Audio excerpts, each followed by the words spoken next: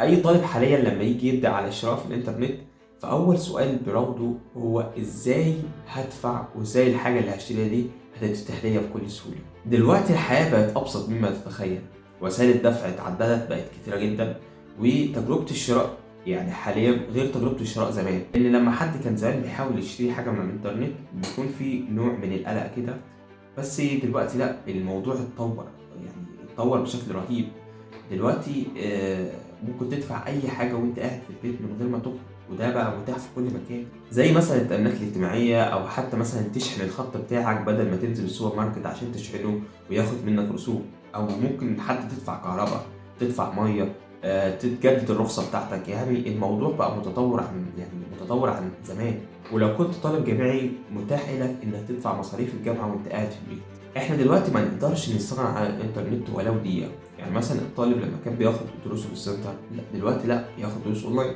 دلوقتي بدل ما تاخد كورس بره البيت بشيء وشويات، لا تقدر تاخد الكورس على الانترنت وبسعر افضل من السعر اللي بره. وانا في الفيديو ده جاي اقول لك على وسيله هتساعدك كتير جدا جدا لو انت طالب في اي مرحله دراسيه. فيلا بينا نبدا حلقه النهارده.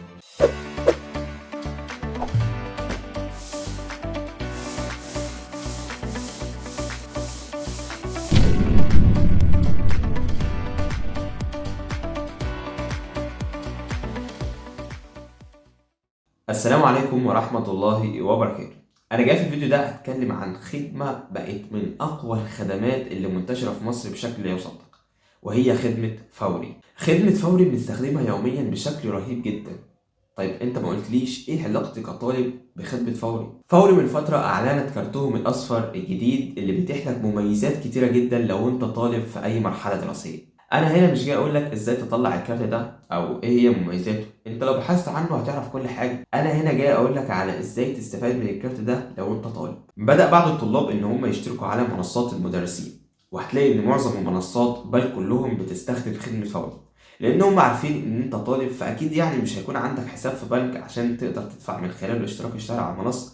فعشان كده ضافوا خدمه فوري ديت على المنصه عشان تقدر تدفع او تساعدك انك تدفع الاشتراك الشهري بتاع المنصه، وده عن طريق ان انت بتختار وسيله الدفع فوري وبيظهر لك الرقم المرجعي. الرقم ده بتاخده وتديه وتروح لاي سوبر ماركت وتعمل خدمه فوري بيه وتدفع الاشتراك الشهري وانت واقف. طب ليه انت تروح السوبر ماركت وتدفع رسوم؟ طب ما هو الكارت ده بيتيح لك التجربه دي، خصوصا لما تبقى من الارياف. يعني مثلا لو انت قاعد في الارياف ومش متوفر في بلدك خدمه فوري، فهتضطر ان انت تروح مكان تاني متوفر فيه خدمه فوري عشان تقدر تدفع الاشتراك. طب افرض انت مثلا عايز تدفع اشتراك مثلا الساعة 2 بالليل، طبعا اكيد مش في محل هيكون فاتح الساعة 2 بالليل، بس من خلال الكارت ده هتقدر تدفع الساعة 2 بالليل عادي جدا. لو انت طالب جامعي تقدر تدفع مصاريف الجامعة وانت قاعد في مكانك من غير ما تتحرك. لو انت بتشتري من امازون او جوميا او حتى بتشتري كتب مدرسين اليوتيوب والمذكرات بتاعتهم من موقع بوك ستور، تقدر تدفع من خلال الكارت دوت من غير ما تروح السوبر ماركت. واحلى ميزه في الكارت ده انك تقدر تسحب من اي مكنه اي تي ام بنك مصر متوفره في بلدك. وافضل ميزه انها مش لها حد اقصى الاستخراج، بمعنى انت لو معك البطاقه اتوكل على الله وقدم، وصدقني مش هتدفع ولا جنيه عشان تطلع الكارت ده، صدقني والله مش هتخسر. الكارت ده له مميزات كتيره جدا، يعني المميزات اللي ذكرتها دي ما هي الا 1% من مميزاته وبس كده. لو عايز بقى تستخرج الكارت ده او تعرف تفاصيل اكتر عنه، هسيب لك مقاله في الديسكريبشن بتتكلم عن الموضوع ده. اتمنى تكونوا استفدتوا في الفيديو ده ولو بمعلومه واحده. في رعايه الله.